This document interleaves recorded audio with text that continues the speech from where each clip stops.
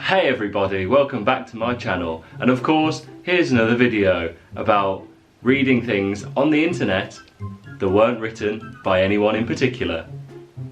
I think we know. Put me in the middle, I want to be in the middle. Hey everybody, welcome back to my channel. Okay, you do it in Australian. Hey everybody, welcome back to my channel. I'll do everybody. Everybody. Body.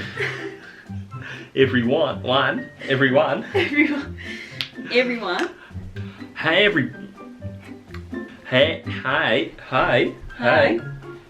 there. Good day everyone. Good day. Welcome back to my channel. Not bad. What do you mean? That was really good. That was quite good. Show me yours.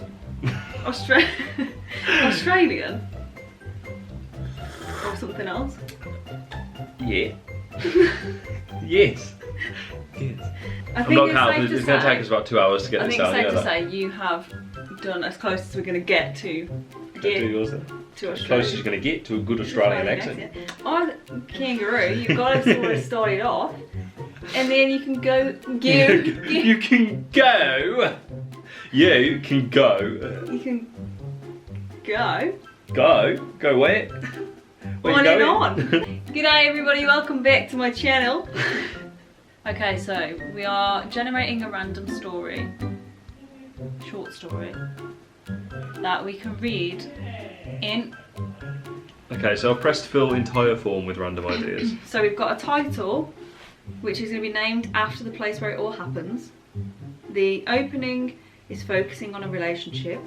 The conflict that's going to happen in the story is violent, but there is a happy resolution. Our protagonist is called Joshua Gloop. J Gloop. J Gloop. Good old J Gloop. Your secondary character is Charlotte Thomas. A very boring name in comparison, to be honest. The second character, so Charlotte, wants a fight with Josh, with J Gloop. I'm starting to think Charlotte's giving Josh, our boy J Gloop, mixed signals. Turns out J Gloop has had Charlotte out of wedlock. J Gloop, our male protagonist, has had Charlotte Thomas. Is the mother of Charlotte Thomas. The legal mother of Charlotte Thomas. And of course it happens in Berlin. Yeah, so we're going to have to pull out the German accent. Ah yes, Berlin. The place full of fields. The city of fields. Don't know if you know this fact, but Berlin is cosy. Rampacked full of fucks. Rampacked full of fields. He's just a. He's four. He's three of them really. If you think about it. All of the different types of feeling that you can be. Okay, 6 adjectives to describe somebody's character. So someone else. You don't know. Well, maybe. An occasion, awake. So there's a fight happening between. What's her name? Charlotte and J Gloop. 3 verbs. I like how they've given examples for the verbs, like people don't know what verbs are. The examples are running, rampaging, and loving. And we got skipping, thinking, and sitting.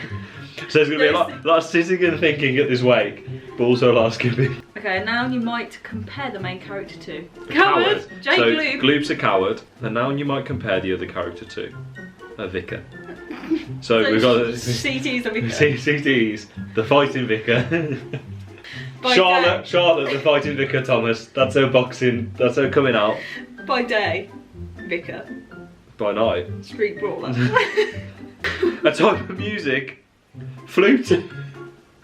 Just flute music. That's it. Dollars. They're using dollars in Germany. Yeah. This was before the euro.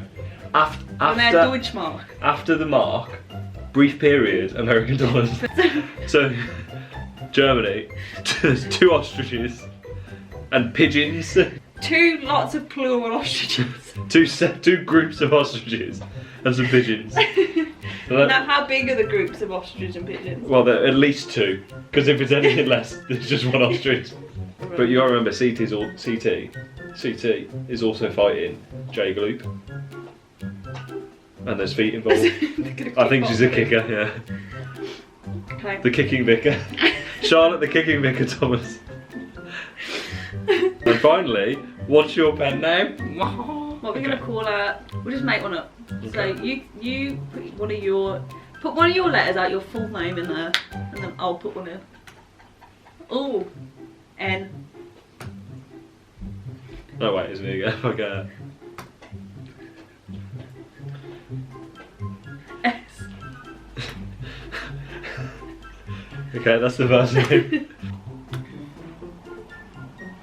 L. Is Welsh. U. We've got very similar letters in our name, have you realised that?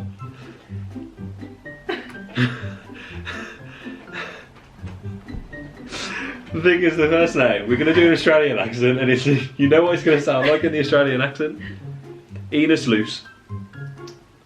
ENUS LLEUS.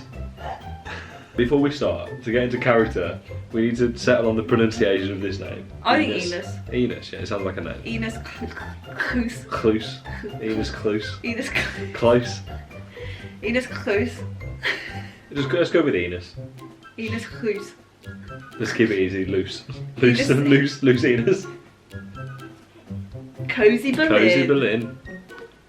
I can't wait to read this. I'm actually excited. Okay. Before that, a word from our sponsor. Audible. A short story by ENUS LLEUS. Cozy Berlin. Joshua Gloop was thinking about Charlotte Thomas again. I like how they use the full names. Charlotte was a stable vicar with scrawny toes and pointy feet. I just want to know also, how do you walk with pointy feet? Presumably. Yeah, because the the toes are scrawny. Toes, like, little... No, that makes it. If she had fat toes and pointy feet, no sense. So she her toes, her feet feet point come like that, into this. And her toes go in, but they're really scrawny. Like little, so it's like that, but little digits at the end. Or is it pointy at the heel? Pointy, why not both? Why not all four? Why not one square? Joshua walked over to the window and reflected on his snooty surroundings. He had always loved Cozy Berlin with its flaky, funny fields. It was a place that encouraged his tendency to feel anxious. I like his tendency to feel, he just chooses. I like to just occasionally feel anxious when I feel like it. Then he saw something in the distance, or rather, someone. It was the stable figure of Charlotte Thompson. Joshua gulped. That's not what I called. He glanced at his own reflection. He was a vile, smart cocoa drinker with short toes and ugly feet. His friend saw him as a cuddly, calm coward. Once, he'd even rescued a cool baby from a burning building. I'm a coward, but that baby's pretty cool. But not even a vile person who had once rescued a cool baby from a burning building was prepared for what Charlotte had in store today. The sleet rained like skipping ostriches, making Joshua ecstatic. Joshua grabbed a silver piano that had been strewn nearby.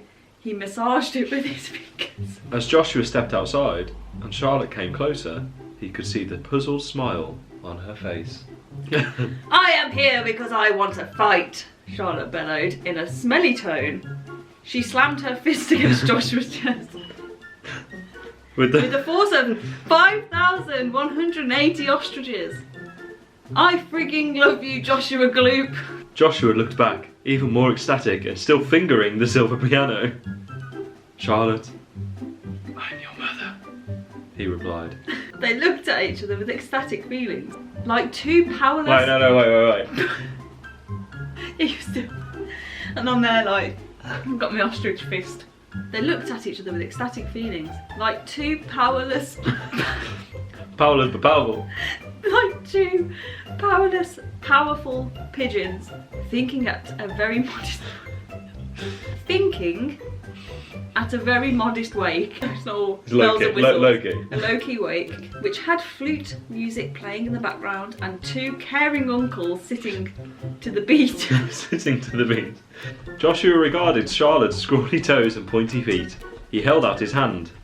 Let's not fight, he whispered, gently.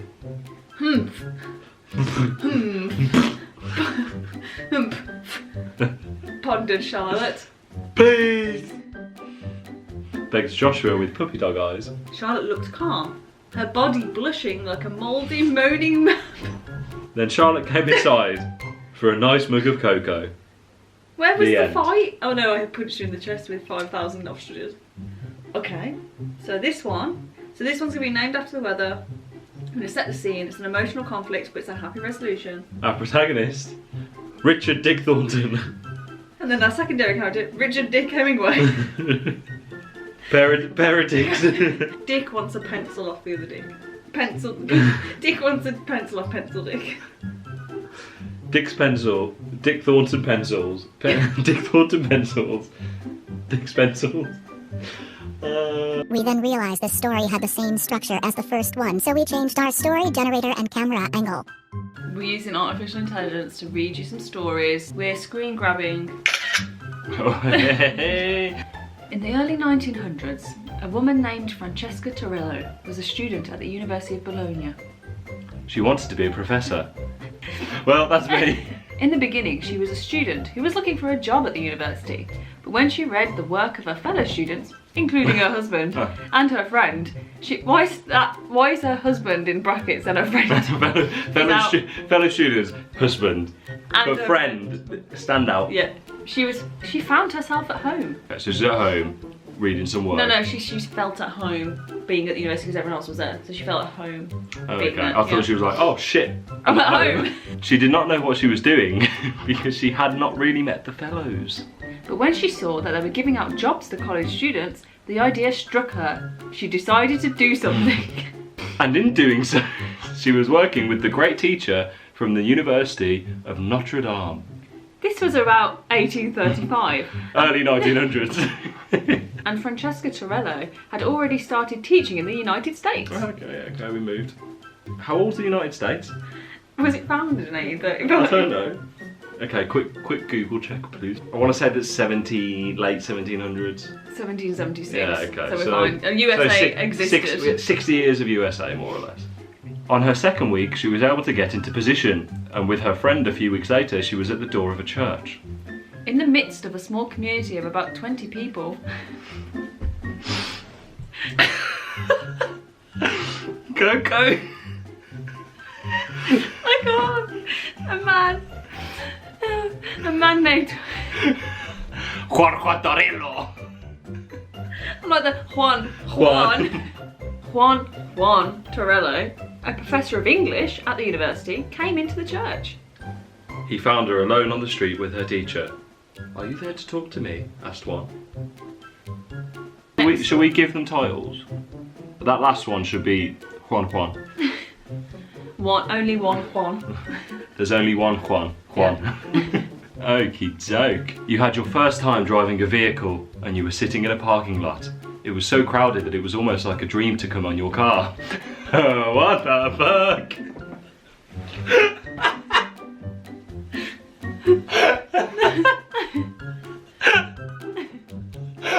It was like a dream to come on his car. Now you're driving a car full of people, but you're sitting on a bench and your knees are already hurting, just like the knees of all the guys.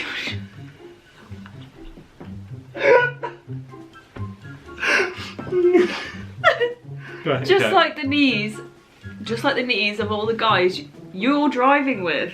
The guy who'd been driving and I drove over there and I could see him running. I couldn't let him go because he's running away from someone. It is really crazy.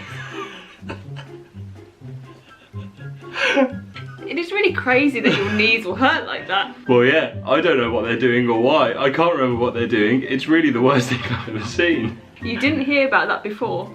Yeah, I remember it a while ago. It was called The Rescue Show at the mall in Hollywood, and they were doing the rescue show. And they went to the mall, and they were walking around, and they saw a girl with red hair walking up the stairs. It was like, holy shit, there's an ambulance with an ambulance stuck. Oh, you guys are so freaking hard. Yes. I'm an assistant at the Department of Agriculture, and I've been working for the Department of Agriculture for 25 years. How old are you? 26.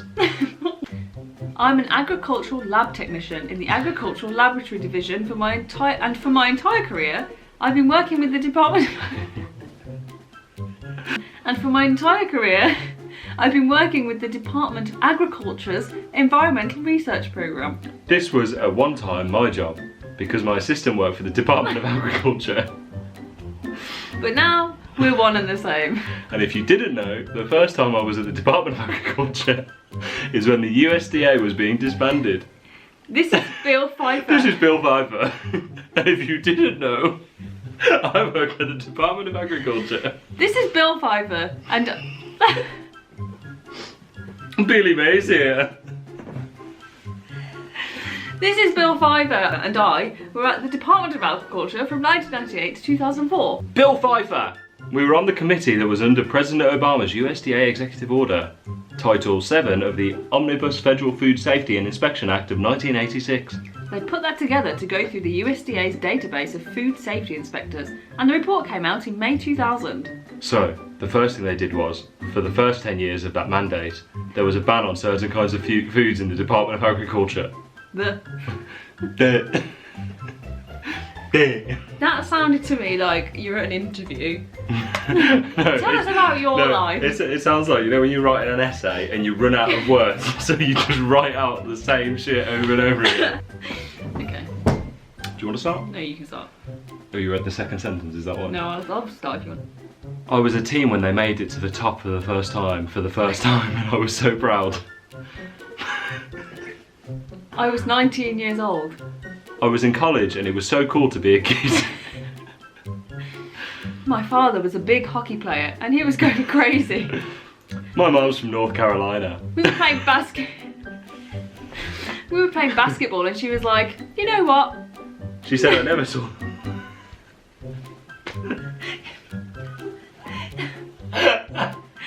You know what? She said I never saw them play hockey. Then my dad started playing hockey and he started saying, hey, I need a big hockey stick. I need to play hockey. I got a big hockey stick. And it was not like I was going to score a goal. I saw the... And they were making me a little bit of money and take over the rink. Oh, so it's ice hockey? Yeah. One time I got a lot of money and I'd go to the next rink and I'd make $800 and take over the rink so that I could take over the ice. Take over the rink and take over the ice. Rink, ice. Separate things.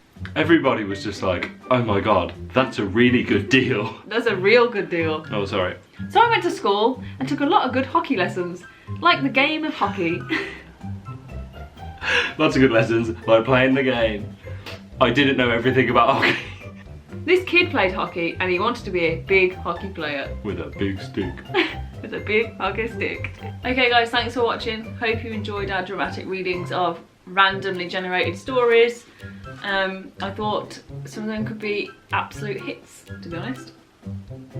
What was your personal favourite? Either Juan or For the First Time. I liked the hockey one. That was For the First Time. First time for the first time. For the first time, subscribe. Like, subscribe. To the Juan channel. Like and subscribe and put that bell on. Put that bell on. Bye. Bye.